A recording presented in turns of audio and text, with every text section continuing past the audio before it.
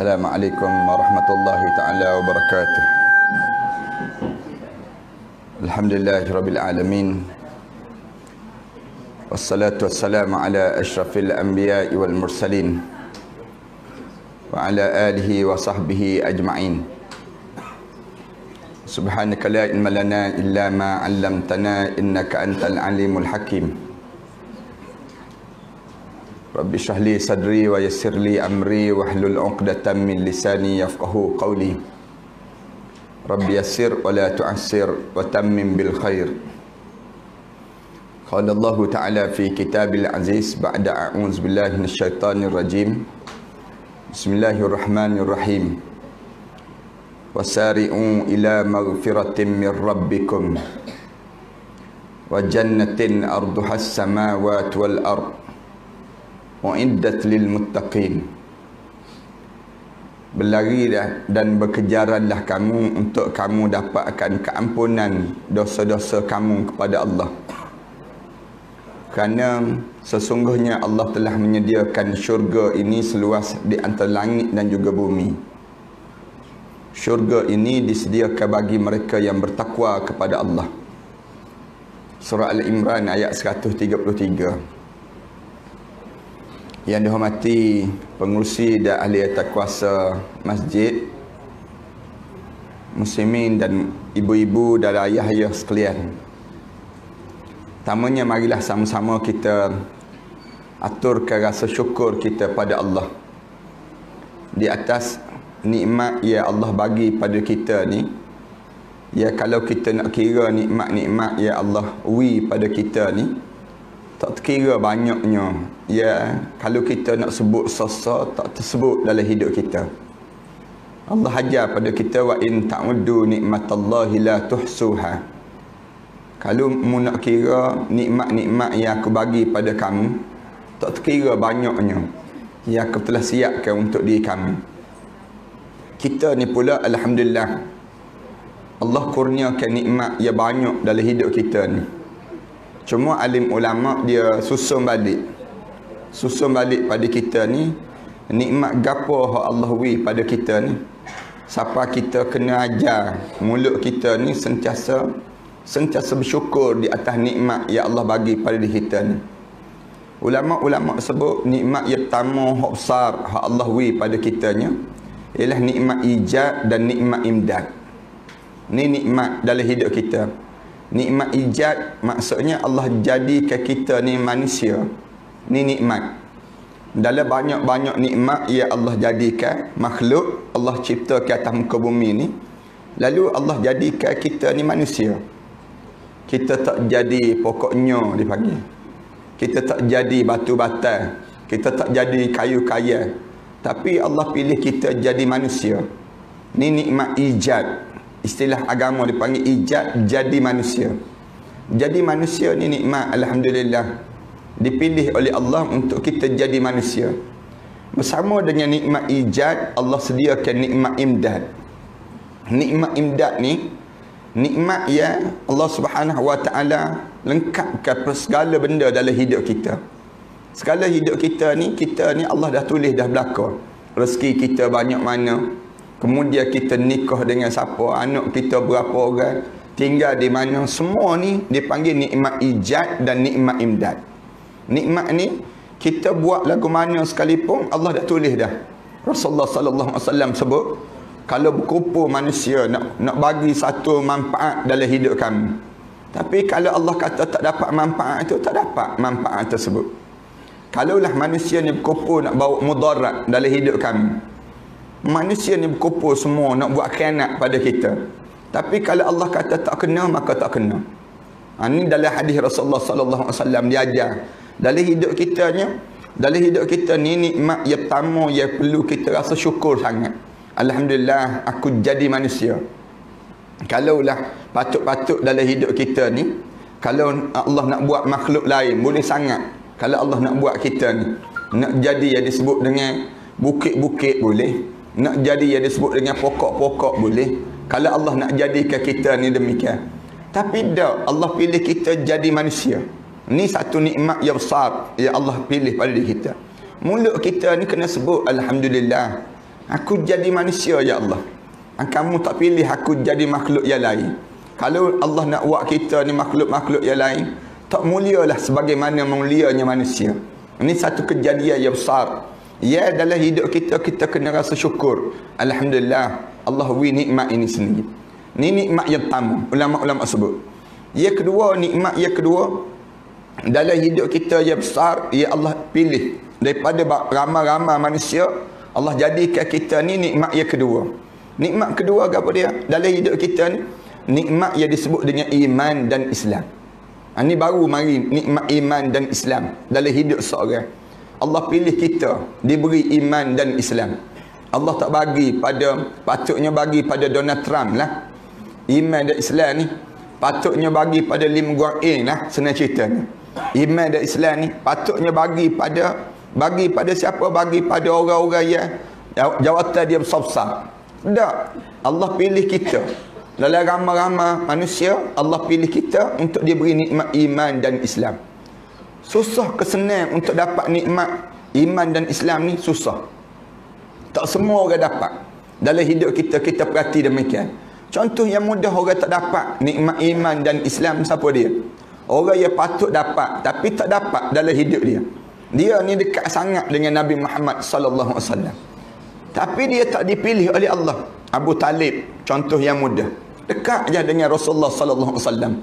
Pak saudara Rasulullah sallallahu alaihi wasallam. Kira-kiranya orang yang pernah membesarkan Rasulullah. Umur 8 tahun duduk dengan Abu Talib, Rasulullah sallallahu alaihi wasallam.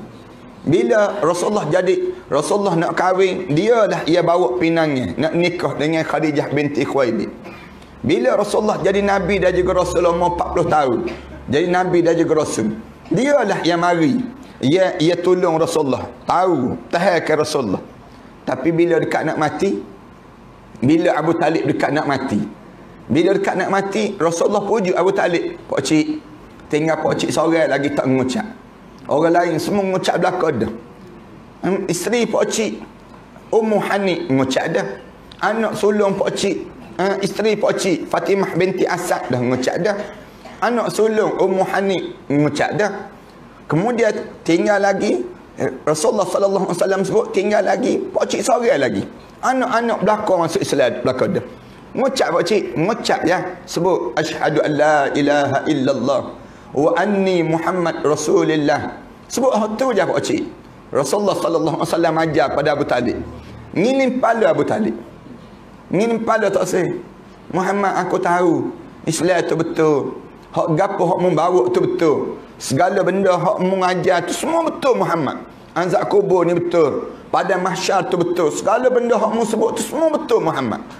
Tapi Muhammad, biarlah aku mati seorang dalam keadaan tak beriman pada Allah. Tiap Rasulullah Tiap Rasulullah tu pegang tangan Abu Talib. Ambil tangan Abu Talib ni. Bila pegang tangan Abu Talib tu akak tangan doa. Ya Allah, mun tolong selamatlah kau pak cik aku seorang ni. Aku sayang kau pak cik aku ni. Aku takut ya kalau dia ni mati dalam keadaan gini. Selamat lihat Allah. Doa pada Allah ni minta, ya Allah tolong selamat. Turun ayat Quran tegur Rasulullah. Innaka la tahdi man ahbabta walakin Allah yahdi man yasha. Muhammad, mu tak layak nak beri hidayah pada siapa yang mu sayang. Tapi walakin Allah yahdi man yasha. Tapi Allah pilih orang yang siapa yang selayaknya untuk diberi hidayah dalam hidup dia. Satu saya hamba sebut sebentar tadi, dalam hidup kita ni kita sebut alhamdulillah semua. Pada diri kita ni, aku ni Allah bagi Islam pada aku. Patutnya bagi pada pembesar-pembesar tu lah. Bagi pada orang tu, bagi pada orang ni. Tapi Allah bagi pada kita nikmat yang disebut yang besar dalam hidup kita, jadi Islam. Jadi Islam ni nikmat dalam hidup kita ni. Nak sebutnya pada diri kita ni, bersama dengan Islam Allah bagi iman. Iman ni maksudnya keyakinan. Masuk bersama dengan Islam. Ada orang yang diberi Islam tapi tak diberi iman. Iman ni maknanya keyakinan dalam hidup kita. Semakin lama kita dengan Islam, semakin kuat yakin. Aku bukan nak hidup di dunia je, tidak. Tapi lepas pada ni aku kena hidup dalam kubur. Yang menyebabkan bila kita fikir yang kita kena hidup dalam kubur ni, Mari dalam pemikiran kita ni, hidup lepas pada ni aku kena hidup lagi dalam kubur. Lepas pada aku hidup dalam kubur, aku kena hidup lagi di padang mahsyar. Lepas pada aku hidup di padang mahsyar, aku kena hidup lagi. Ia disebut dengan nak melalui titian sirat. Siapalah masuk dalam syurga, siapalah masuk neraka. Bila kita mikir panjang dalam hidup kita ni, mula kita fikir, lagu manalah aku nak hidup dalam kubur mental lagi. Macam mana aku nak hidup saat mana hari pertama orang letak jenazah kita dalam kubur. Acu kita bayar sekali, jajan sekali. Orang yang ada iman ni, dia mikir, waktu mana senyap dah kubur kita. Sunyi dah kubur kita ni. Waktu mana sunyi kubur kita tu, orang dah tinggal dah. Bunyi 3 tapak kaki, bunyi tak terakhir. Hak tinggal kubur kita ni sendiri. Hari yang kedua, cuba kita bayar tubi ular sebesar keluar ular tu sebesar tekuk utah. Disebut dalam hadis Rasulullah sallallahu alaihi wasallam. Keluar ular sebesar tekuk utah tu selera di tubuh badan kita. Duk belik tu badan kita. Keluar api pula tu kat depan muka dia. Kita mikir macam mana aku nak mampu ular ni. Macam mana aku nak, jangan ada ular hok duk mari duk main duk atas tubuh badan kita ni sendiri. Kita seorang-seorang dalam kubur. Acu kita bayar dalam hidup kita ni. Waktu mana hari ketiga pula keluar pula dengan ulat-ulat sebesar telapak tangan. Ulat-ulat tu bunyi di tengah makan daging kita, kak daging kita ni. Makan daging kita ni. Orang yang ada iman, dia mula fikir, aku kena buat sesuatu atas dunia ni. Ni dia panggil, aku kena baca Quran. Aku kena bangun tahajud malam. Aku kena derma dalam hidup aku. Ni tanda ada iman. Aku kena mari dengar. Kuliah kena dengar. Ni tanda ada iman dipanggil. Bila kita ada ni, mikir panjang dalam hidup kita, mikir masa depan, lagu mana aku nak lalui? Lagu mana kita nak lalui di padang mahsyar Allah? Lagu mana kita nak lalui titian sirat? Hak selai rambut dibelah 7. Rasulullah sebut. Halusnya titian sirat tu. Bila kita boleh mikir gitu, tanda ada iman itu. Tanda ada iman. Kalau kita ni tak boleh mikir begitu dalam hidup kita ni, tanda iman kita ni nipis. Cengek lagi iman kita. Biar dalam hidup kita ni, iman kita ni semakin bertambah tiap-tiap hari. Sebagaimana bertambahnya umur kita. Ni tanda apa dia? Allah bagi nikmat. Nikmat yang disebut dengan iman. Sebagaimana disebut oleh alim ulama, al-iman yazid wa yanqus. Iman ni dia bertambah dan juga dia boleh berkurang dalam hidup kita. Ni nikmat yang kedua. Yang kedua, yang besar dalam hidup kita yang kita kena sebut, alhamdulillah aku dapat nikmat ni. Bila kita tengok anak-anak kita baca Quran, bila kita tengok keluarga kita ni dah mula sujud pada Allah, ni semua ni tanda kita ni ada iman dalam diri kita. Iman kita ni jangan bagi cabut. Jangan dah cabut. Kalau dah cabut iman kita ni, yang menyebabkan di waktu ini kita ni berani buat benda yang dilarang oleh Allah. Tinggal maya, kita mula berani buka aurat, kita berani lawan syariat. Bila kita ni, iman kita ni semakin kita cabut tanggal daripada tubuh badan kita. 2. Yang ketiga, nikmat yang besar yang Allah bagi pada kita ialah nikmat faqih dalam beragama. Dan ulama-ulama mula sebut pada kita. Saya nak sebut ni, kenapa nikmat? Kenapa Allah bagi pada kita ni nikmat? Biar kita ni rasa alhamdulillah nikmat faqih dalam beragama. Faqih dalam beragama ni maksudnya apa dia? Dalam hidup kita ni bukannya kita ngajar orang aja, tidak. Rasulullah sebut man yuridillahu bihi khairan yufaqihu fid din. Mana-mana orang yang Allah nak bagi pada dia syurga, Allah mula faqihkan dia dalam agama. Faqihkan dalam agama. Allah nak bagi kebaikan dalam hidup kita. Lalu Allah faqihkan dalam hidup kita ni tentang agama. Mula kita faham tentang agama. Sama ada faqih dan agama ni, ulama kata dia mengajar orang dasar pada hadis Rasulullah sallallahu alaihi wasallam. Dia mula mengajar. Ataupun hidup dia ni sentiasa nak belajar. Nak belajar, cari mana ada orang mengajar, dia akan mari. Mana ada orang yang buat kuliah, dia akan duduk. Kenapa dia nak faqih dalam agama dia? 2. Ataupun yang ketiga pada diri dia mengajar orang pun tidak, belajar pun tidak, tapi dia suka mendengar. Ausami'an, Rasulullah sebut dalam hidup dia dengar aja, rajin mendengar. Pergi duduk mana-mana ada majlis ilmu, dengar aja. Ada di kalangan kita gitu, pada diri kita ni. Dengar aja Rasulullah sebut, ni tanda kamu faqih dalam agama. Islam ni dia nak suruh kita ni jadi 3 kelompok ni. Jangan kita ni mengajar tidak, belajar tidak, mendengar pun tidak. Rasulullah sebut, fatuhlik sebangsa-bangsa manusia. Secelaka-celaka manusia. Hidup ni belajar pun tidak, mendengar pun tidak, mengajar pun tidak dalam hidup. Lepas tu kamu hidup ni ulaika kal an'am, macam binatang ya dalam hidup. Tak ada beza dalam hidup ni. Binatang pun makan minum, pun makan minum. Tidur bangun dalam hidup kamu ni, kamu tak ada hidup kamu ni nak tumpu pada diri kamu nak ke mana.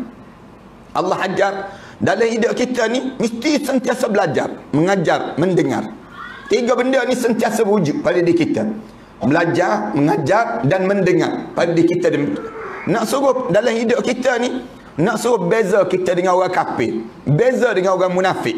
Orang yang belajar, mengajar, mendengar ni Allah angkat darjat dia. Yarfa'illahu alladhina amanu minkum walladhina utul ilma darajat. Allah angkat darjat orang yang berilmu di kalangan kamu, orang yang beriman dan orang yang ada ilmu, Allah angkat darjat lagi tinggi di sisi Allah Subhanahu Wa Taala. Darjat, kita nak faham darjat ni. Kita kata, ustaz, darjat ni untuk apa ustaz? Ada orang kita akan tanya, darjat ni lagu mana ustaz? Nak suruh faham dalam hidup kita. Gini mudah. Kalau kita nak sebut, kita ni masuk syurga, kita dengan anak kita masuk syurga, dua-dua ni masuk syurga. Tapi syurga kita dengan syurga anak kita ni beza. Beza dekat mana? Beza dekat ilmu. Ilmu yang ada.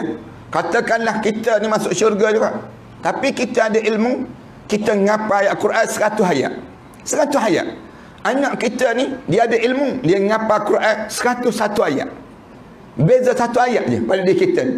Dalam hadis Rasulullah sebut, jarak dalam syurga tu di antara langit dan juga bumi. Darjatnya dia panggil. Anak kita ni masuk syurga, tapi syurga dia, darjat dia dengan kita ni sejarak di antara bumi sampai ke langit. 1 ayat je. 1 ayat je dalam hidup ni. Apatah lagi ilmu-ilmu yang lain yang Allah nak bagi. Maksudnya dalam hidup kita ni, hidup kita ni bertambahnya umur kita, bertambah ilmu. Bertambah ilmu, bertambah amal. Bila kita bertambah dengan amal, semakin bertambah amal kita, semakin dekat kita dengan Allah. Itu kedudukan dia panggil. Siapa peringkat mana kita ni kena jadi? Kalau orang tanya kita, ustaz nak jadi siapa mana? Siapa kita ni peringkat waliullah dia panggil. Wali-wali Allah.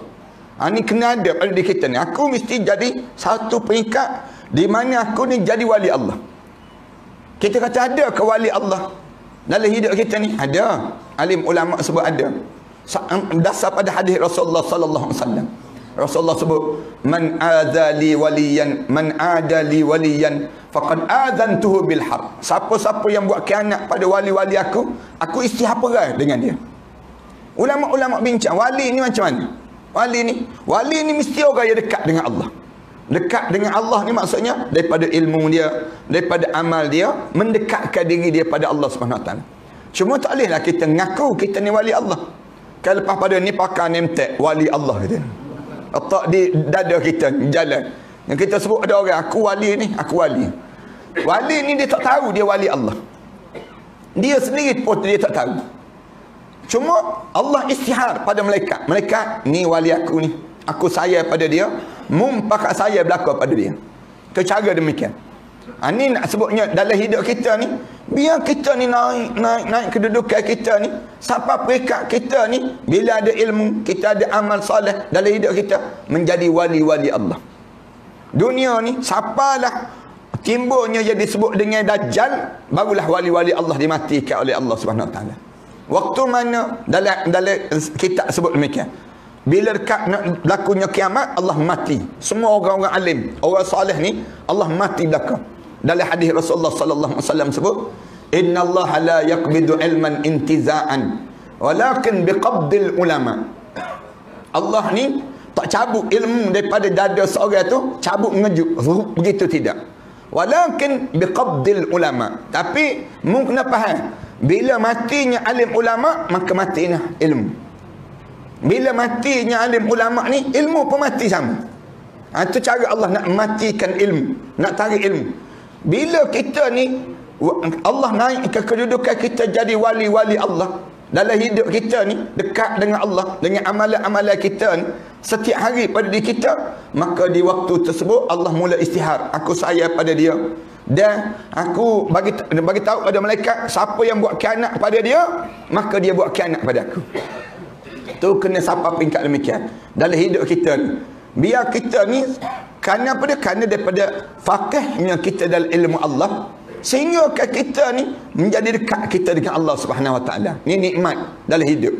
Ayah-ayah, ibu-ibu, kalau ada majlis-majlis ilmu, jangan tinggal majlis ilmu. Hadirlah, kita duduklah dalam majlis ilmu. Di mana saja pun kita ni, nak suruh kita ni sentiasa dekat dengan Allah.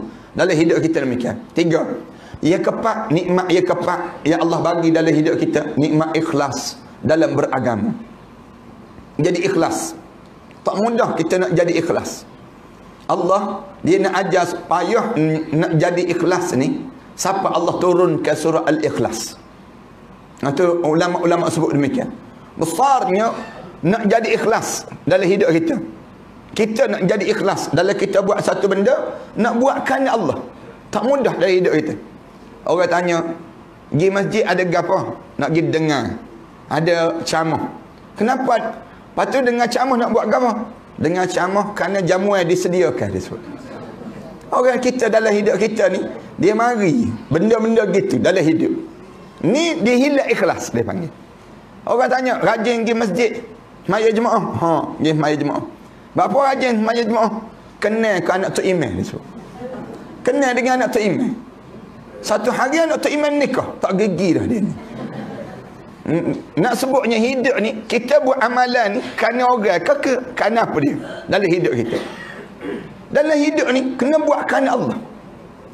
Orang tanya, berapa kemah rumah? Kita kata, tetamu nak mari. Last minute tetamu telefon, tak ada marilah, ada kerja lain. Terduduk dia, nyesal aku kemah rumah tadi. Kalau aku tahu gitu pun aku tak kemah lagi rumah. Hidup kita ni kita buat kerana orang ke kerana Allah. Dalam hidup kita ni, ilmu hak kita ada, biarkan Allah. Segala belajar kita kerana Allah. Segala benda yang kita buat kerana Allah. Kerana Allah ni, kerana apa dia? Kerana kita ni hamba Allah, bukan hamba orang dalam hidup. Bila kita ni hamba Allah, mulut kita ni bila kita boleh buat segala benda kerana Allah, mulut kita sebut Alhamdulillah. Alhamdulillah. Satu, bila kita keluar bilik air, mulut kita sebut Alhamdulillah. Bila kita selesai makan, mulut kita sebut Alhamdulillah. Bila kita bangun daripada tidur, mulut kita sebut Alhamdulillah. Waktu mana kita sebut tu, betul-betul ikhlas kerana Allah. Bangun tidur pagi tadi, mulut kita sebut Alhamdulillahillazi ahyana ba'dama amatana wa ilaihin nusyur. Waktu mana kita sebut Alhamdulillah tu, betul-betul kita ikhlas kerana Allah. Dia panggil demikian dalam hidup kita ni. Ini cara Allah Subhanahu Wa Taala ajar. Hidup ni biar kamu kerana Allah, kerana Allah. Bila kamu kerana Allah, lalu kamu syukur, Alhamdulillah, aku boleh buat dalam hidup aku ni kerana Allah. Dalam pada diri kita ni. 4. Dan kita sedang menunggu nikmat yang kelima. Nikmat yang kelima yang besar. Lepas pada nikmat ijab imdad, lepas tu nikmat iman dan Islam, nikmat faqih dalam agama, nikmat ikhlas dalam hidup kita ni. Ikhlas ni susah ni. Kita nak jadi ikhlas dalam hidup kita ni, siapa Allah turunkan surah Al-Ikhlas. Bukan sekadar Allah jadikan surah Al-Ikhlas ni, bukan Allah jadikan macam surah biasa-biasa, tidak. Surah Al-Ikhlas ni, surah Qul Huwallahu Ahad tu, kalau kita baca tu, Allah jadikan kita baca sekali je surah Al-Ikhlas, sama dengan kita baca 1/3 Al-Quran dalam hidup kita. 2 kali je kita, tiap-tiap hari ni kita baca Qul Huwallahu Ahad, Allahus Samad, lam yalid wa lam yulad wa lam yakul lahu kufuwan ahad. Baca 2 kali. Macam kita baca, pahala dia macam kita baca 2/3 Al-Quran. Kemudian kita baca 3 kali. 3 kali Rasulullah sebut. Baca 3 kali je surah Al-Ikhlas. Tiap-tiap hari sama dengan baca sebuah Al-Quran. Sebuah Al-Quran. Tapi cuba kita tanya, boleh tak kita baca 3 kali sehari surah Al-Ikhlas? Di kalangan kita boleh. Tapi tanya buat tu boleh tak? Masa kita nak buat, tak boleh tiap-tiap hari. Cuba kita perhati betul-betul. Tiap-tiap hari ni, mesti kita tinggal nak baca surah Al-Ikhlas ni. Padahal kita kata, mudah je baca ni. Patutnya. Tapi ramai mana orang kita ni, lepas. Tak ada nak baca surah Al-Ikhlas. Setiap hari 3 kali. 3 kali ya. Setiap hari kita baca surah Al-Ikhlas. Baca surah Al-Ikhlas sama dengan sebuah Al-Quran. Sejak pagi tadi kan, kalau kita tanya, sejak bangun pagi tadi, siapa ke lelan waktu duha kita, kalau kita tanya, siapa yang baca dah surah Al-Ikhlas 3 kali tu angkat tangan? Mesti tak terangkat tangan kita. Baik tak sah akak sebenarnya kita. Nak sebutnya, payahnya pada diri kita ni nak baca surah Al-Ikhlas. Dalam hidup kita ni, payahnya nak baca, lebih payah lagi kita nak jadi ikhlas. Sebagaimana payahnya kita nak baca Al-Ikhlas, surah Al-Ikhlas, lebih payah lagi untuk kita menjadi seorang yang ikhlas dalam hidup. Hidup kita ni ada je benda lain yang mari retai tengah-tengah tersebut yang menyebabkan kita jadi hilang ikhlas dalam kehidupan kita. Nikmat yang kepak, nikmat yang kita sedang tunggu dalam hidup kita ni. Nikmat apa dia? Dalam hidup kita ni, nikmat husnul khatimah. Nikmat mati dalam keadaan husnul khatimah. Ulama kata, siapa yang nak mati husnul khatimah, dia jaga empat-empat ni. Jaga betul-betul dalam hidup dia empat-empat perkara. Awal-awal yang kita sebut tadi. Bila kita boleh jaga empat-empat nikmat yang kita dapat tadi, yang kelima ni, mari mudah dalam hidup kita. Mudah dapat husnul khatimah. Dalam hidup ni, rumah besar, kereta mewah, jawatan hebat. Tapi kalau mati, mari saat mati, tiba-tiba mati dalam keadaan tak boleh mengucap. Tak ada faedah langsung hidup. Tak ada faedah langsung hidup. Hidup kita ni, rumah besar, kereta mewah, anak-anak cerdik belakang masuk universiti, harta benda kita banyak, pengaruh kita ramai. Bila mati, masuk kubur, masuk neraka terus. Tak ada faedah langsung hidup. Biar hidup kita ni ada manfaat. Hidup yang ada manfaat ni bagaimana? Bila hidup kita ni segala benda kita boleh dapat, bila mati husnul khatimah. Mati husnul khatimah ni, mati ya bagaimana? Ulama-ulama tanya. Kita tanya, lagu mana ustaz nak mati dalam keadaan husnul khatimah ni? Dalam hidup kita ni. Ulama-ulama jawab, mati husnul khatimah ni, yang pertama mati dalam keadaan boleh mengucap. Yang kedua, ulama sebut lagi, mati husnul khatimah ni, mati dalam tempat yang baik. Mati tempat yang baik. Mati mana? Mati Mekah, mati Madinah, mati di Palestin, di Masjid Aqsa. Ni mati tempat yang baik dia panggil. Tempat yang baik. Ataupun dalam rumah kita pun tak kisah dah, tapi rumah ya kita ni bangun ke dalam keadaan penuh keikhlasan. Rumah tangga kita ni. Kemudian mati husnul khatimah ni, selain daripada tempat yang baik, masa yang baik. Masa yang baik. Masa bila? Lepas pada habis Ramadan, ngadak depan Allah kita. Habis buka puasa, ngadak depan Allah. Selesai baca Quran, ngadak depan Allah. Setiap kali mana kita buat benda yang baik, hujung tu kita mati. Hujung tu kita meninggal dunia. Lepas pada selesai buat benda yang baik, lepas sedekah, lepas bagi harta benda kita ni, lepas pada kita buat demikian, tiba-tiba kita ni mati dalam keadaan yang di tempat yang baik, suasana yang baik. Semua orang tengok, tengah-tengah sujud, meninggal dunia. Maknanya, mati orang ni mati husnul khatimah. Mati husnul khatimah ni, tak mudah nak mati dalam keadaan husnul khatimah. Kerana, kebanyakan orang, bila dekat nak meninggal dunia, mari gangguan dalam hidup dia. Gangguan ni, mari dalam diri kita ni, rasa nak marah, rasa tak suka, rasa benci. Syaitan ni mari, kata, bapa ya kamu kena mati ya? Ya, umur kamu baru 60 lebih. Baru 63 tahun, nak mati dah. Orang lain 93 tak mati-mati lagi. Nak sebutnya, syaitan ni mari ganggu. Dalam hidup kita ni, syaitan dia ganggu. Ganggu pada diri kita, mu baru sah nyakit. Orang lain 7 nyakit tak mati-mati lagi. Dia mari ganggu. Yang menyebabkan kita ni jadi benci. Tak suka. Dalam hadis Rasulullah sebut, man ahabba liqa' Allah, ahabba Allahu liqa'ah.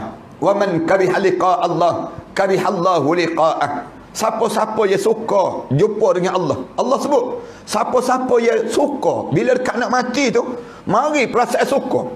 Tak sabar nak mati. Sukanya dia. Bila mereka kata, anak Adam, Aku cari sedikit air, mun telah tak ada dah. Aku cari selangkah, mun melangkah tak ada dah. Aku cari rezeki kamu, tak ada dah. Wahai roh, sila keluar daripada jasad ni. Sebut keluar tu, bila sebut keluar tersebut, jiwa kita ni, semua sendi-sendi kita ni mula bagi salam. Assalamualaikum, Assalamualaikum. Bagi salam semua dah. Masing-masing ni suka. Wajah kita pun berubah dah. Suka aku. Rehat dah tubuh dia aku. Masa untuk berehat dah tubuh dia aku ni. Maknanya masa tersebut husnul khatimah kita dapat. Jangan kita mari tak suka. Bila dekat nak menghadap depan Allah, mari benci. Tak suka kita. Bapa yang aku, bapa yang aku. Bapa orang lain tidak. Aku ni kena mati dulu. Aku ni tak selesai lagi gini. Aku tak selesai lagi. Wa man kariha liqa Allah. Siapa-siapa hak benci jumpa dengan Allah, karihallahu liqa'ah. Allah pun benci jumpa dengan dia. Allah pun tak suka jumpa dengan dia. Maksudnya lagu mana kita nak husnul khatimah ni? Jaga dua tiga perkara depan. Di antaranya ulama kata sentiasa hidup kita ni bersyukur. Bersyukur sebut alhamdulillah, alhamdulillah, alhamdulillah. Pada diri kita ni, dalam hidup kita ni, janganlah kita kata bapalah aku ni dapat gini. Jangan tengok muka tok lelaki kita, bapalah aku ternikah dengan dia ni. Jangan kita gitu, jangan. Bapalah aku dapat anak jenis gini. Jangan kita ni keluar benda-benda gitu dalam hidup kita ni. Biar kita ni alhamdulillah, aku ni anak-anak awak balik dalam hidup kita ni, tunjuk ketusan periksa merah. Kita pun sebut alhamdulillah, ada juga ketusan periksa. Walaupun merah sekalipun dalam hidup kita ni, alhamdulillah. Nak sebut ada sebab ni, abang sebut ni. Apa nak sebut? Kerana Allah sebut dalam Quran, wa qalilum min ibadiyas syakur. Sikit sangat di kalangan hamba aku ni jenis hidup bersyukur dalam hidup. Kita ni nak syukur ni, nak sebut alhamdulillah ni payah. Itu dalam masa yang sama, kenapa kita kena sebut alhamdulillah sama dalam diri kita ni? Nak syukur sama dalam hidup kita. Kerana Allah nak tambah lagi rezeki yang lain. Kita kena ingat dalam hidup kita ni, la in syakartum la azidannakum. Allah sebut demikian. Kalau mau bersyukur, aku tambah lagi nikmat pada kamu. Wa la in kafartum inna azabi lasyadid. Allah sebut lagi. Kalau kamu kufur, mu tak reti syukur dalam hidup kamu, tak reti dalam hidup kamu ni nak ingat pada Allah, inna azabi lasyadid. Azab aku ni amat pedih. Tanda kita ni kufur lagu mana? Kita buat maksiat dengan nikmat yang Allah bagi pada kita. Ni tanda kufur. Tak maya Allah bagi nikmat, tak dengar Allah bagi nikmat dalam hidup kita. Kita ni lawan perintah Allah. Lawan ni kadang-kadang mulut kita tak sebut, tapi perangai kita buat. Hamba nak sebut azab Allah ni pedih tak pedih lah. Pengalaman dalam pengalaman waktu mana berlaku di Palu Indonesia tu, berlaku di Palu tu, hamba pergi ke Palu hari yang keempat tu pergi di Palu Indonesia 2 tahun yang sudah lah. Hari keempat caca atas tanah tu, tanah orang yang duk tergelar dalam bumi ni. Caca tu dengar lagi suara dalam tanah, dengar orang duk memanggil tolong, dengar sayuk dengar suara orang yang Allah palu orang penduduk Palu. Allah palu penduduk Palu ni dengan punca apa dia? Kufur nikmat Allah. Orang Islam 90% orang Islam, tapi buat lagu mana? Kerana hidup mereka ni buat maksiat, berani buat maksiat ni, lawan perintah Allah. Orang Islam, pondok ada, tok guru ada, orang alim ada kawasan tersebut, tapi buat sembah patah, puja patah. Lama dah tak buat, tapi start daripada tahun 2017 mula buat. Bila buat mula, sembah patah tu meleh kambing, capok kambing dalam laut. Dia buat puja patah. Kemudian mula-mula orang lain tegur, jangan buat. Nanti kalau kita buat nanti Allah turunkan bala balik. Lama dah kita tak buat benda-benda gini. Khurafat ada. Dia dengar kata tok rumah ni, tok sawan ni, ia jenis gitu tu. Bila dia minta supaya pawai-pawai ni minta supaya buat gitu, dia buat. Dekat Maghrib tahun yang pertama, tahun 2016 tak silap. Allah turunkan hujan lebat. Hari mereka buat tu turun hujan lebat. Waktu malam tu kilat. Tahun yang kedua Allah jadikan tahun yang kedua tu kilat yang mancar. Tahun 2017, 2018 mula mereka buat hari Jumaat. Lepas maya Jumaat buat. Lepas maya Jumaat tu buat kawan, siapkan makanan, siap nak pergi Kapatan. Nak pergi. Ni orang Islam ni. Dia buat tersebut. Lepas jam asar pukul 2 petang Allah gegar bumi. Gegar bumi. Gegar bumi tu tak apa lagi. Pukul 4 petang bunyi sekali lagi. Kom sekali lagi tu tak apa lagi. Buat masing-masing nak. Pukul 6 petang betul-betul morik. Pukul 6 petang. Mereka nya pukul 6 tu dah morik dah. Bila bang morik Allahu Akbar tu gom kuat tak mudah. Start daripada mereka dah capuk dah. Pala kambing tu capuk dalam laut. Lepas pada asar tu mereka capuk. Morik tu gegam. Kom tu masing-masing lagi. Mula-mula lagi. Tak pernah berlaku di Palu ni. Tak pernah gegam. Tiba-tiba kena. Lagi. Bila lagi tersebut masing-masing lagi mentang. Tu mari mula. Dia kata tak ada apa-apa. Dia kata tak ada apa-apa. Tak ada berlaku salam. Tepi laut lah. Tepi laut. Kawasan yang comel. Laut tu pula turuh gitu. Macam you gitu. Laut. Dan mau dia buat di tepi ni. Di hujung tu. Kemudian waktu mana morik tu. Tiba-tiba 15 minit yang lepas betul. Mari air besar. Mari tu kan. Air tu kan sapuh lalu. Sekali tu. Bila kom kali mula-mula kom tu ada sebuah masjid hak dalam laut, masjid tepi laut tu. Masjid tepi laut Tok Imam lagi dulu. Tok Imam lagi, Tok Bilal tak lagi. Tok Imam ni lagi. Bila lagi Tok Imam, Tok Bilal ni nak maya, tak cara nak maya. Tapi Tok Imam ambil anak dia buat lagi Tok Bi. Sekali dengan anak dia lagi balik. Ya Tok Bilal ni tunggu maya, tengah baru nak akad takbir maya tu mari air laut sekali untuk Tok Bilal. Musim Tok Bilal tu dalam air. Musim dalam air tu dia duk sebut, dia kata hamba jumpa dengan Tok Bilal tu, dia kata duk tengah musim tu dia mikir mati dah dia. Dia pun duk ulat la ilaha illa anta subhanaka inni kuntu minaz zalimin. Ya Allah, tak ada Tuhan melainkan kamu, aku ni buat khianat. Duk ulat waktu tu Allah atas mula Tok Bilal tu ke masjid. Tok Imam mati. Gak hot tu di tepi laut tu. Tapi dalam masa yang sama ada kampung di Balarua. Nama kampung tu Balarua. Balarua ni dia jauh sikit 45 minit tepi laut tu nak pergi ke kampung. Bila start kom tu musim tanah ni musim macam dalam kisah tu. Nyo kisah pusing musim di Balarua tu hamba pergi tu. Kampung tu masjid ada lebih kurang 5 buah surau. Maknanya luas lah. Kawasan tu luas. Musim tanah tu musim macam kisah tu, macam kena kisah tu, nyo seduk pas bawah. Seduk tanah tu. Hak jon cerita ni orang dek tepi tu. Orang tengok tu ada seorang tok lelaki hamba sapa tu. Tok lelaki tu duk pegang tiang elektrik. Pegang tiang elektrik tu duk tiak. Kita tanya apa? Dia kata, saya tengok dengan mata kepala saya sendiri. Isteri saya, anak-anak saya duk musim dalam tanah tu. Musim dalam tanah tu. Dia bukan musim besar gitu. Musim masing-masing musim. Tepat masing-masing musim. Macam air musim gitu. Kisah tu tanah tu seduk paham bawah gitu. Lepas seduk tu, pum, dia tembak balik naik ke atas. Naik ke atas tu mati habis. Kecuali Tok Bilal masjid tu juga.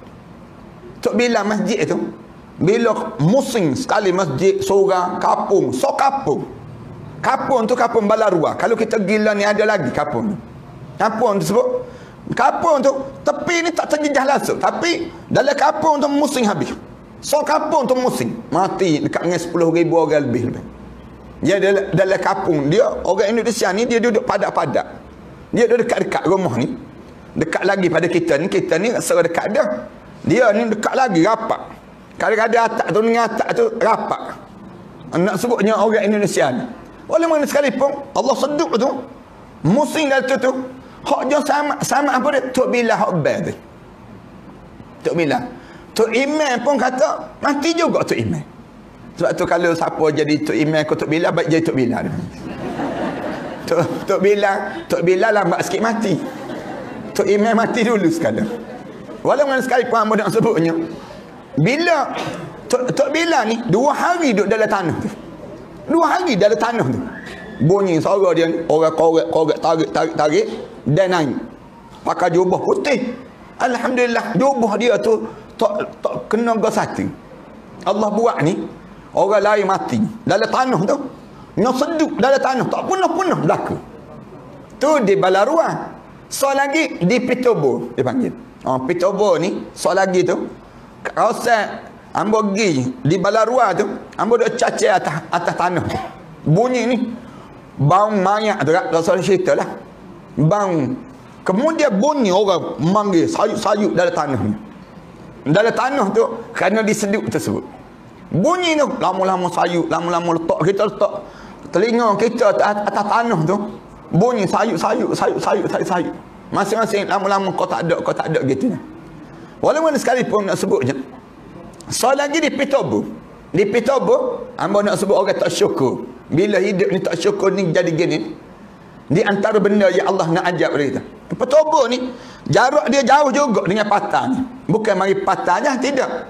Tanah bukit. Tanah kawasan bukit. Bukit yang panjang gitu. Ada bukit besar belakang. Tengah-tengah.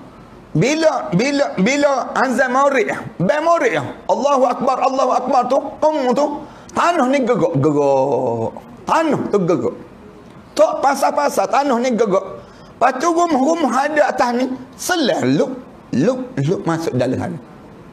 Selah tu dalam mana? 20 meter ke dalam muka bumi. Selah. Tanah rumah tu selah. Kup. Ada, tapi ada rumah tak selah. Rumah ni hak jaga masjid. Rumah ni hak jaga ni, hak ni lah duk tengok solat. Dia nya duk pegang, duk jaga. Hak selah ni masing-masing panjak dinding ni nak naik mula.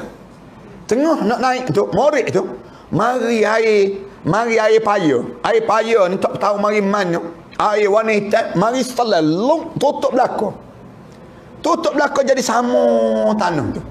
Seluas mana? 7 kilometer. 7 kilo. Jadi sama rata je tanah tu. Jadi rata tanah tu. Macam tak pernah orang hidup atas tanah tersebut. Macam tak pernah orang duduk atas tanah ni sini. Selang. Lepas tu esok, tanah ni kering. Tumbuh pula pokok-pokok jagung. Pokok-pokok jagung penuh atas tanah tu. Macam kawasan tu tak pernah orang duduk di tanah tu. Ambo tanya, bapa yang gini melalu ni, orang sini ni, Allah buat gitu. Tegelan, pakar tegelan. Bila siapa tahap demikian, dia kata ustaz, kawasan Petobo ni zina, judi, minum arak, macam Las Vegas dia sebut. Dia kata orang Islam ni ada hak sama. Bila sama dia buh dalam tenda ni kemah. Duduk dalam kemah. Judi dalam kemah tu pun judi pula. Sama lagi judi.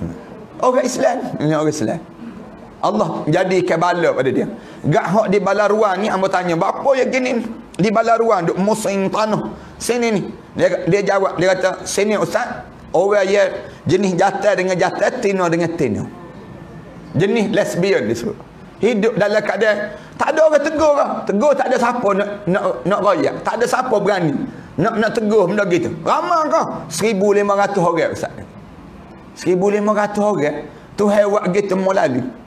Di Malaysia kita ni hak daftar puak-puak kita ni hak jadi jantan dengan jantan, tina dengan tina ni katnya 32,000 orang. Di Malaysia kita ni sendiri. Ni kalau kita tak pakat tegur, tak syukur dalam nikmat yang Allah beri pada kita ni, sengaja Allah Subhanahu wa taala nak turun ke bala. Ni yang Allah Subhanahu wa taala sebut, inna azabi lasyadid. Azab aku ni amat pedih. Azab aku ni amat pedih. Gak hak tu, hak jenis gay, lesbian, hak jadi etis. Lah ni hak jadi tak ada agama. Orang Islam keluar daripada Islam jadi murtad. Tina pula tu. 2-3 orang tina. Baru ni waktu mana masuk tahun baru ni dia buat majlis di Kuala Lumpur lah. Dia panggil pok-pok dia ni, pok-pok hak mari murtad ni, mari duduk sekali. Duduk jadi etis, jadi tak ada agama. Tak usah terlibat dengan agama. Tak ada dua tiga orang pok-pok dia tu, pimpinan dia tu. Hamba dapat maklumat tersebut. Ada di kalangan, dia tunjuk ni, orang ni, gini. Dalam Facebook ni, dalam Instagram, pok-pok mereka ni. Nak mari tu boleh. Dengan cara kena bayar RM30 seorang. Nak masuk dalam grup dia ni. Bayar RM30 seorang, bayar. Lepas pada bayar tu, hok nak mari sambut malam tahun baru ni, bawa KFC, bawa pizza, bawa whisky, bawa arak, bawa belakang, zina begitu ya pokok dia. Tak peliklah kalau ada yang berhormat kena takak orang ni kan. Yang berhormat di Selangor tu, boleh dia kata dia ingat ke krim, dia kata krima dia boleh jawab gitu. Padahal betul-betul dah ada syabu. Nak sebut je siapa tahap demikian di kalangan masyarakat kita ni sendiri. Ni kalau kita tak jaga modal, inna azabi la syadid. Tu yang bersebut hidup kita ni biar belajar bersyukur kan. Pada kita sebut alhamdulillah. Syukur kita ni jangan mulut je sebut, tapi tindakan kita ni sekali, gerak sekali dalam hidup kita ni. Alhamdulillah aku Allah wi nikmat ni. Alhamdulillah aku Allah wi nikmat ni. Nak suruh apa dia? Yang pertamanya nak suruh di dunia ni pun sama, dalam masa yang sama. Kemudian dalam hidup kita ni, bila kita ni sentiasa bersyukur, Allah tambah lagi nikmat dalam hidup kita. Allah sebut, la in syakartum la azidannakum. Kamu syukur dalam hidupmu, aku wi kamu. Wi tu gapo Allah nak bagi tu, kita tak boleh nak cakap dalam hidup kita. Cuma mulut kita ni alhamdulillah. Perbuatan kita pun puji pada Allah. Setiap tindakan kita ni biar dekat dengan Allah. Kemudian yang besar laginya, hamba nak sebutnya, kerana syukur ni lah yang menyebabkan ringannya himpitan kubur kita. Himpitan kubur ni berlaku, dia berlaku dalam hidup kita ni ada dua. Bila kita dekat nak mati esok. Yang pertama, benda yang kita kena lalui ad-dagat disebut. Dagat, himpitan kubur. Yang kedua, azab kubur. Azab kubur dengan himpitan kubur beza. Dia tak sama.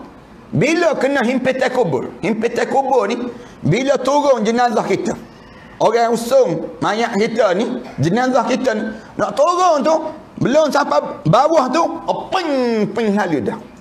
Serah lalu dah. Belum turun bawah lagi, belum dapat bawah lagi. Azab kubur lepas pada sesi soal jawab. Mereka tanya ma rabbuka wa ma nabiyuka wa ma dinuka. Lepas tu baru kira azab kubur. Tapi himpitan kubur ni bila mula turun. Bila mula turun jenazah kita tu, turun je ping lalu. Ping waktu mana ping sekali tersebut kena tu, Allah.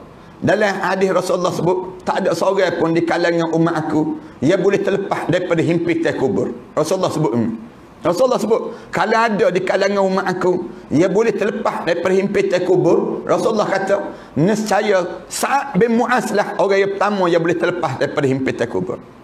Sa'ad bin Mu'az pun tak terlepas. Dalam hadis Rasulullah sebut, tak ada seorang pun boleh terlepas. Sa'ad bin Mu'az ni, padahal dia ni sahabat Rasulullah. Kalau waktu mana dia gugur syahid, gegar arasy Allah.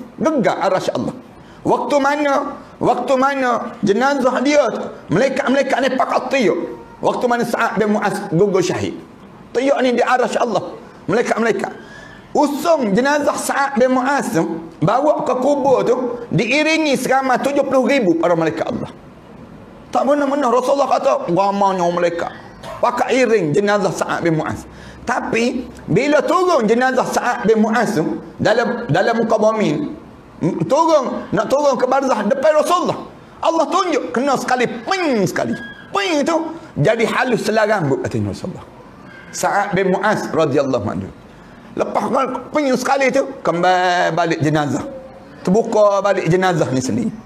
Bila tanya pada Rasulullah, apa ya Sa'ad bin Mu'az kena? Rasulullah jawab, kerana tak bersih air kecil dia.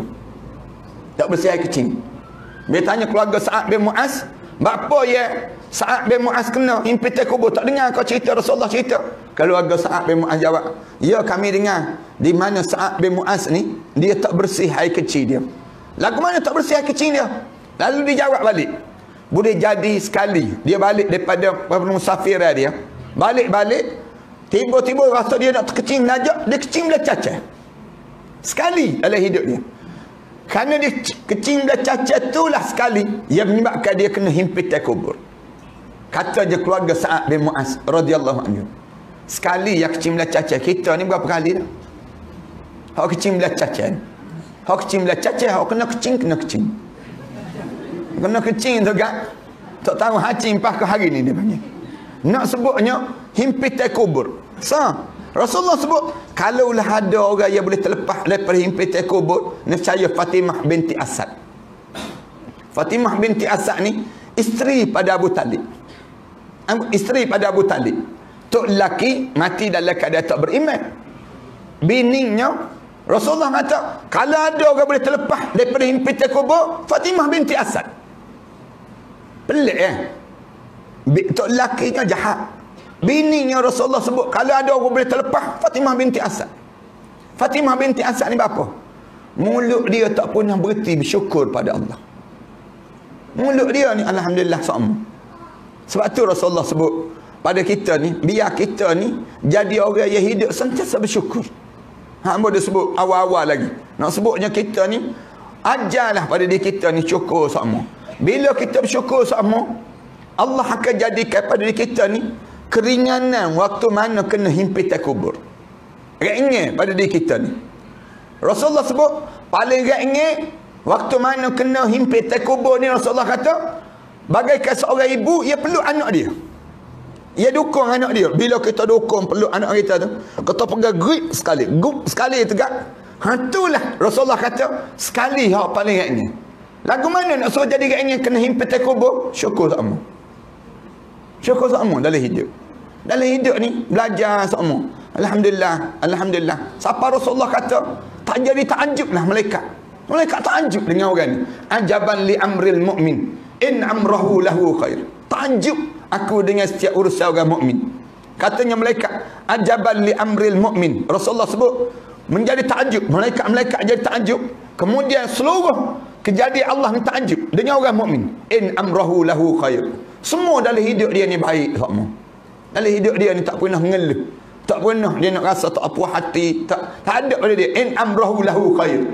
In asabatud darra sabara. Kalau dia kena hak benda-benda teruk dalam hidup dia, dia sabar. Fakana khairan lah. Tu yang terbaik dalam hidup dia. Wa in asabatul khaira syakara. Kalau dia dapat benda-benda yang baik, dia akan syukur. Fakana khairan lah. Tu yang terbaik dalam hidup dia. Rasulullah sebut, walaysa zalika illa almu'min. Tak akan terjadi demikian kecuali mesti dia ni orang mukmin. Rasulullah sallallahu alaihi wasallam sebut. Orang mukmin yang hidup dia syukur sama. Itu hamba nak sebut, syukur ni menjadikan ringannya himpitan kubur pada diri kita seorang. 3, yang keempat, sebab apa kita diajar supaya syukur sangat? Mudahnya masuk syurga Allah. Kalau siapa nak masuk syurga Allah dengan mudah, syukurlah hak dalam hidup. Dia akan duduk di sebelah Rasulullah, dan dalam syurga tu ada sebuah istana yang disebut Baitul Hamd. Baitul Hamd. Rasulullah sebut gitu. Mana-mana orang yang diuji oleh Allah, Allah matikan anak perempuan dia, anak lelaki dia, hak kecil, hak dia tengah saya, tengah dia saya meninggal dunia. Allah hantar malaikat pergi tengok mulut dia kata lagu mana. Mulut dia kata lagu mana. Waktu mana dia sebut alhamdulillah ataupun dia puji pada Allah, istirja, dia kembali, dia sebut inna lillahi wa inna ilaihi raji'un. Membina sebuah istana dalam syurgaku dinamakan dengan Baitul Hamd. Istana yang disebut dengan pujian bagi Allah Subhanahu Wa Taala. Demikian dalam hidup kita. Dalam hidup kita ni Allah beri ujian. Hamba tak sebut ujian, hamba sebut syukur. Nak sebutnya gambaran hidup kita ni, dalam hidup kita ni, ujian ni, kalau kita ada masa kita akan cerita panjang. Tapi pagi ni hamba nak sebut, dalam hidup kita ni, biar kita ni belajar syukur sama. Biar dalam hidup kita ni alhamdulillah sama. Pada diri kita ni, bila kita boleh alhamdulillah sama, ada sebuah istana yang Allah jadikan khusus untuk orang yang hidup dalam keadaan memuji-muja Allah Subhanahu Wa Taala dengan nikmat yang Allah kurniakan kepada kita. Hamba rasa cukuplah sekadar ni lah. Sejak kita bercakap waktu duha hari ni, mudah-mudahan Allah jadikan sejak kita ni sejak yang bermanfaat pada kitanya dalam keadaan kita sentiasa memuji Allah Subhanahu Wa Taala. Ambo tengok ibu-ibu ayah-ayah betul tu belakang 5 kali dah kira. Jadi mudah-mudahan Allah bagi kebaikan pada kita lah. Dalam kita jumpa pagi-pagi yang baik sebegini, dan kita ni sentiasa jaga semua amalan-amalan kitanya.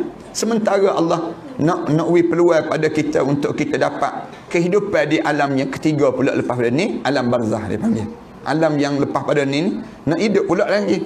Bila kita nak hidup di alam barzah tu, kita jaga beberapa amalan kita di atas dunia ni, biar kita boleh hidup nikmat waktu mana kita menghadap depan Allah Subhanahu Wa Taala nanti. Terima kasih sekali lagi di atas jemputan yang baik ini. Terima kasih di atas waktu duha yang kita berada saat ini.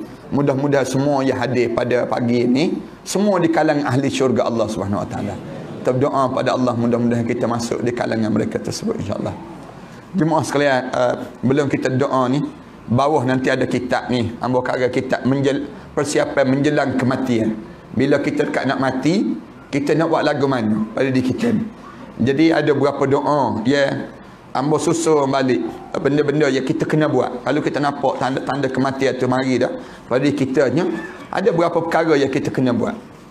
Dalam start daripada muka surat 42 dalam kitab ni nya, ambo dah susun dah. Pertama kita ni sebut semua la ilaha illa anta subhanaka inni kuntu minaz zalimin. Ulah semua pada kita. Ataupun kitanya banyak selawat pada Nabi Muhammad sallallahu alaihi wasallam. Ini dia antara ambo duk susun ni. Siapalah ada doa. Doa yang penting sangat. Rasulullah sebut kalau kita baca doa ni dekat kita nak meninggal dunia, lepas tu kita meninggal dunia, tepat kita dari syurga Allah, dan Allah haramkan jenazah kita dihumbar ke dalam api neraka Allah. Dia ajar pada Abu Hurairah. Abu Hurairah ajar pada sahabat-sahabat, siapa pada guru hamba waktu mana belajar dekat Mesir dulu. Ngaji dekat Mesir dulu. Kemudian guru hamba kata, dia kata baca, aku baca kamu ikut. Kemudian kami ikut. Habis dia baca tu, dia kata aku ijazahkanlah doa ni pada kamu semua. Kami pun jawab, kami terimalah doa ini. Pagi ni hamba nak baca juga doa ni, jemaah-jemaah ikut. Jemaah-jemaah ikut sebagaimana hamba belajar dahulu. Kemudian hujung nanti hamba sebut, saya ijazahkanlah doa ini pada semua jemaah yang hadir. Jemaah jawab, kami terimalah doa ini. Boleh? Ni terima ijazah, dia panggil ijazah. Tapi ijazah ni tak masuk universiti ni, tak dengar. Nak sebut ni. Ijazah ni sekadar kita tanda kita ngaji, dia panggil. Tanda kita belajar. Hamba baca jemaah-jemaah ni ikut, mudah-mudahan sapa sanad kita pada Rasulullah sallallahu alaihi wasallam. La ilaha illallah. Yuhyi wa yumit. Wa huwa hayyun la yamut. Wa subhanallah rabbil ibad wal bilad walhamdulillah hamdan katsiran tayyiban mubarakan fih ala kulli halin. Allahu akbar kabiran kibriya rabbina wa jalalatuhu wa qudratuhu bikulli makanin.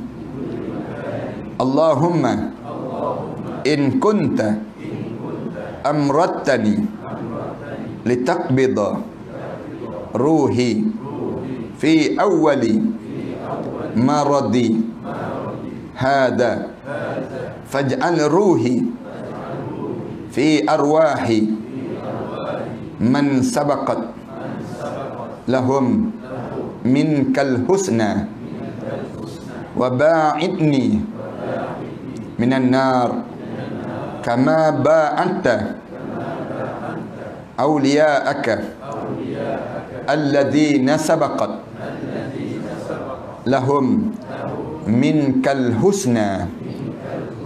Amin ya rabbal alamin. Saya ijazahkanlah doa ini pada semua jemaah yang hadir pada pagi ini. Jadi jemaah ni kalau kita siapa dekat nak meninggal dunia, ambil je kitab ni baca je. Baca doa ni panjang sikit. Jadi kalau kita nak hafal lebih baik.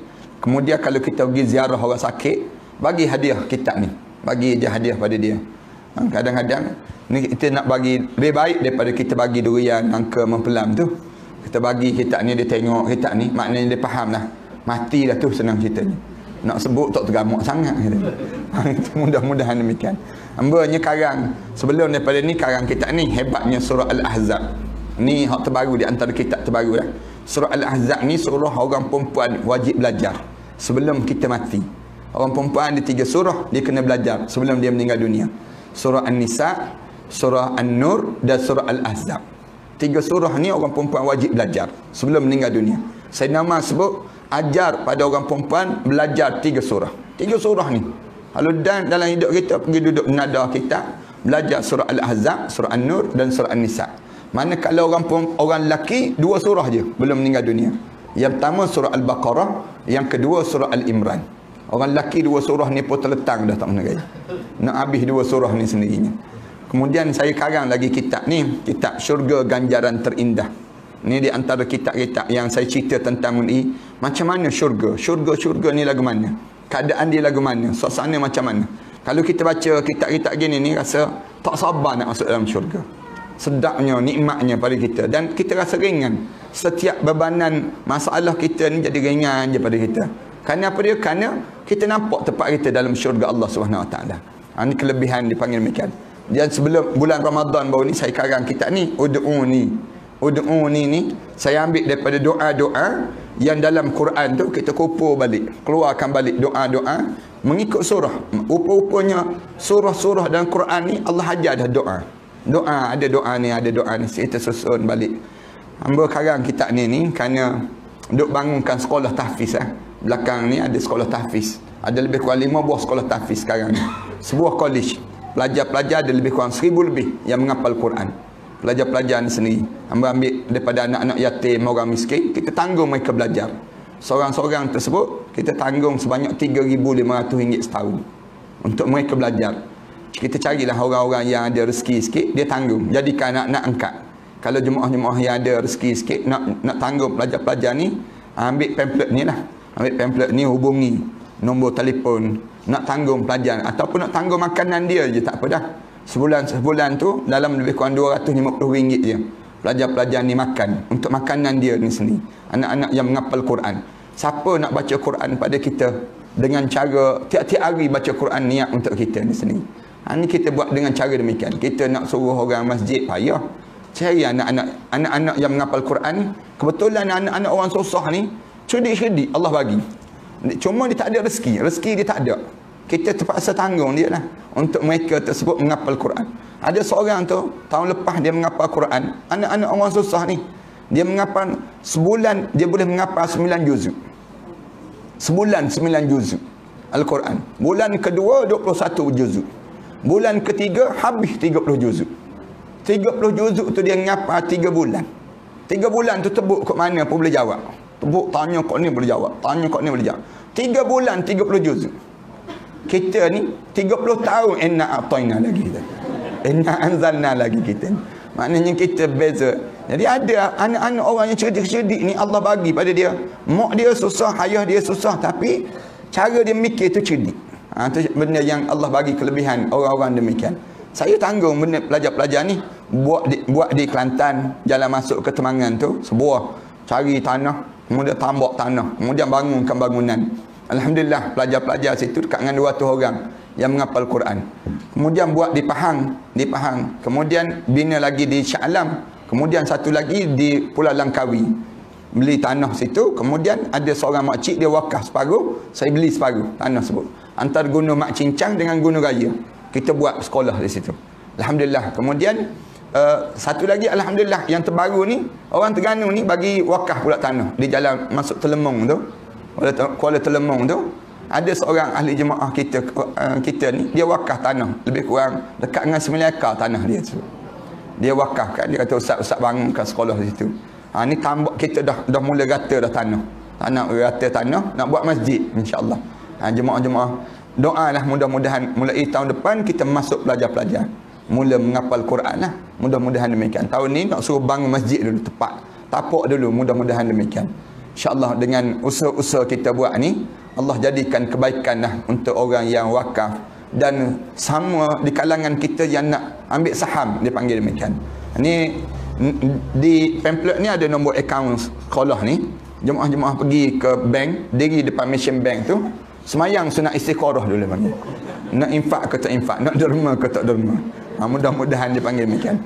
Satu lagi hamba buka buka di selatan Thailand. Di Thailand tu kita tolonglah. Maksudnya mula-mula pelajarnya ada 22 orang dia pelajar. Anak-anak yatim piatu. Mak ayah mereka ditembak mati, kita ambil anak-anak tu pera mereka sebut. Bila kita jaga tersebut, asal 22 orang. Sekarang ada dekat 600 lebih pelajar yang menghafal Quran. Dan tiap-tiap bulan hamba dengan sahabat-sahabat ni hantar duit pada mereka tu lebih kurang 30,000, 40,000 ringgit sebulan. Bagi membiayai mereka tu sendiri. Lagu mana cara kita buat? Kita suruh mereka pera lebah. Bila mereka pera lebah tersebut hasilkan madu. Madu tu mereka letak depan mereka bangun tahajud malam-malam, baca doa. Alhamdulillah, mereka hantar madu tu ke Shah Alam, hamba jual untuk jadikan dana untuk sekolah mereka sebut.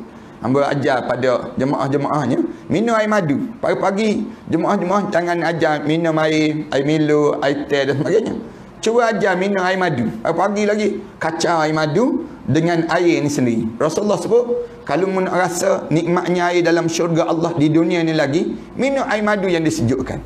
Kita minum air madu ni, nikmat Allah sahaja yang tahu. Sedapnya Allah buat dengan madu ni sendiri. Betul lah madu ni, mereka pera di bawah pokok mata kucing. Bau wangi pula madu. Kacau, masa-masa tertentu tu kita kacau, tak dengan air batu. Hamba ajar pada jemaah yang kena gangguan, sakit, kadang-kadang kena sihir dan sebagainya. Bila mereka datang mengadu ni, suruh mereka minum air madu ni. Minum tu muntah. Keluar benda yang pelik-pelik dalam tu badan. Ada seorang perempuan tu, dia muntah tu, dia jumpa dengan doktor kata tak ada penyakit apa-apa. Bila datang tu kita baca ayat ruqyah, bagi minum air madu, muntah. Keluar cacing-cacing dalam tubuh badan dia ni. Satu beg plastik merah tu. Sihir. Orang kita ni kuat ilmu sihir. Kita ni pula bila kena sihir tak tahu nak buat benda. Mula pergi report pada polis. Tuan, saya kena sihir. Polis pun jawab, saya pun kena sihir juga. Katanya polis, tak ada arah dah tempat kita ni. Nak sebutnya badi sihir di kalangan kita ni. Orang kita ni sihir menyihir. Hamba jumpa, boleh tok lelaki sihir isteri. Isteri sihir tok lelaki. Isteri sihir tok lelaki tu biasa je dia panggil. Tapi nak sebutnya, yang sihir, anak sihir mak. Tempat kita ni anak boleh sihir mak. Kita jumpa mak sihir anak. Mak sihir anak. Tak nak bagi anak ni nikah. Allah macam-macam cara lah orang kita. Tu sihir jiran dengan jiran. Benda-benda yang orang kita ni tak jaga langsung agama dalam hidup ni. Ini di antara benda yang as-sab'u mabiqat. Dosa besar, 7 dosa besar yang Rasulullah sebut. Salah satunya as-sihr, sihir. Sihir ni dosa besar. Jangan terlibat. Jangan jumpa Tok Bomo. Kalau kita pergi jumpa Tok Bomo, nanti habis pahala-pahala kita. Orang kita jarang orang kita sebut benda-benda yang sedemikian rupa. Kemudian ada yang datang jumpa dengan saya tu mengadu, Ustaz, malam-malam mimpi air banyak, berenang tempat demikian. Kemudian mimpi budak kecil, mimpi menyusu bayi. Kadang-kadang dia kata mimpi rumah lama, bangun tidur ni sakit je belakang ni. Sakit tu badan, sendi-sendi ni sakit habis. Benda apa ni Ustaz? Tidur malam tu gigi bunyi kak gigi. Benda apa ni? Anak jawab, ni gangguan saka. Orang Melayu kita ni ramai kena saka. Ramai orang kita ni kena saka. Kena saka ni masalah. Siapa yang kena saka, tolong berubatlah dalam hidup. Berubat dalam hidup. Jangan kita biar dalam hidup kita ni kena gangguan saka. Nanti dekat nak mati, payah nak mengucap. Bila kena gangguan saka ni, kadang-kadang saka yang kena ganggu kita ni jahat. Perangai dia tu jahat. Ganggu macam-macam gaya. Kita kata, tak apalah Ustaz, biar bawa mati lah. Kita sebut demikian. Tak, kena berubat dalam diri kita. Berubat untuk pulihkan diri kita ni. Supaya bila kita dekat nak mati tu, kita boleh mengucap molek. Orang kita ni. Ni kena gangguan saka ni masalah. Kalau kena gangguan pusaka, tak masalah langsung. Senyum je kita ni. Kalau kena gangguan pusaka. Hambanya ambil minyak zaitun, habbatus sauda, campur dalam bentuk krim gini. Krim ni, jemaah-jemaah sapu kat belakang. Dekat nak tidur tu, sapu sikit-sikit je. Sapu dekat sendi-sendi ni. Kaki-kaki kita bawah tu, sapu di sendi-sendi. Jangan sapu banyak sangat. Dia akan panah. Mula-mula ni panah. Panah yang amat sangat. Kalau tak, tanda benda tu ada dah tu. Benda tu jadi serabut katanya. Mula-mula ni sapu sikit-sikit. Hujung-hujung jari kaki tu sapu sikit-sikit je. Kemudian malam-malam nak tidur tu awak, mudah-mudahan dia keluar sikit demi sikit malam-malam bila kita tidur ni sendiri. Ini di antara cara kita nak mendanai sekolah lah, untuk tambah dana sekolah kita ni. Dan adalah jemaah boleh dapat kat belakang nanti lah. Termasuk yang saya nak suruh campur madu tu, campur dengan susu kambing. Cuba buat amalan. Pagi-pagi minum air susu kambing. Rasulullah dia buat demikian. Rasulullah campur madu, campur dengan susu kambing. Ataupun minum air susu kambing, begitu je. Tiap-tiap paginya. Sayanya dapat daripada Hira, pakat dengan Hira ni. Hira ni susu lama dah. Jemaah-jemaah biasa dengar dah Hira, susu kambing Hira ni kan. Dan oleh kerana demikian dia bagi tahu ustaz, dia kata mari kita combine sekali. Anda kata tak apalah kita sekali.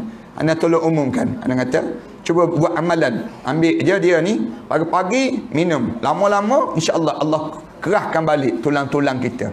Tulang-tulang kita, orang kita kan sekarang ni ramai senang sakit lutut, senang sakit belakang pada tubuh badan kita.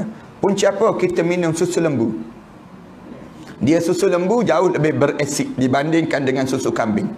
Susu kambing dia jauh lebih beralkali. Dan kalau mengikut kaedah sainsnya, dia lebih kuat, tulang-tulang kita ni lebih kuat. Orang Yahudi dia bagi minum anak-anak dia sejak daripada kecil lagi susu kambing. Dia tak ajar dengan bagi susu lembu. Kita bagi susu lembu. Anak orang Yahudi dia bagi susu kambing sejak kecil lagi. Hamba cuba buat pada anak bongsu hamba ni. Bila bagi pada anak bongsu tu dengan anak yang pertama, yang kedua tu beza sikit dengan anak bongsu. Anak bongsu ni susu kambing sejak daripada kecil lagi. Beza sangat. Cara dia mikir beza, dia membesar beza, tulang-tulang dia pun beza. Allah jadikan kelebihan susu kambing dibandingkan dengan susu lembu ni sendiri. Jadi ada dekat belakang nanti jemaah boleh dapat manfaat insya-Allah. Bismillahirrahmanirrahim. Alhamdulillahirabbil alamin. Wassalatu wassalamu ala rasul amin wa ala alihi wa sahbihi ajma'in. Allahumma shrah lana sudurana wa hassin akhlaqana wa yassir lana umurana. Allahumma inna na'udzubika min ilmin la yanfa' wa min qalbin la yakhsha' wa min nafsin la tashba' wa min du'a'in la yusma'. Allahumma inna duha duha'uka wal baha baha'uka wal jamal jamaluka wal qudrah qudratuka. Allahumma in kana rizqana fis sama' fa anzilhu wa in kana rizqana fil ardi fa akhrijhu wa in kana rizqana ba'idan faqarribhu bihaqqi duha'uka wa baha'uka wa jamaluka wal qudratuka ya arhamar rahimin. Rabbana zalamna anfusana wa illam taghfir lana wa tarhamna lanakuna minal khasirin. Rabbana atina fid dunya hasanah wa fil akhirati hasanah wa qina adzaban nar. Sallallahu ala Muhammad wa ala alihi wa sahbihi wasallam. Walhamdulillahi rabbil alamin.